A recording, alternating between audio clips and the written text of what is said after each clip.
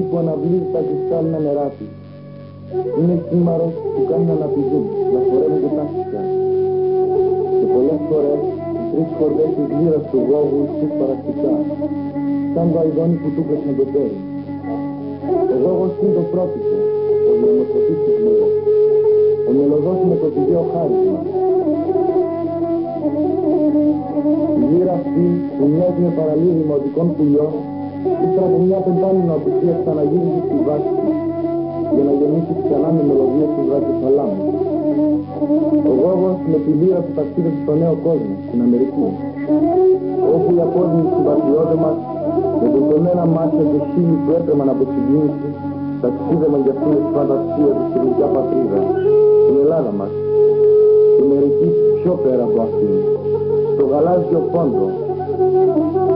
Η εύξηνος μέσα στη Θεσσαλονίκη, μαζί με όλους τους συμπατριώτες ποντίους, απευθύνει το καλώς όρισες, τον πατριάρχη της λύρας, τον αγαπητό μας Γόγο.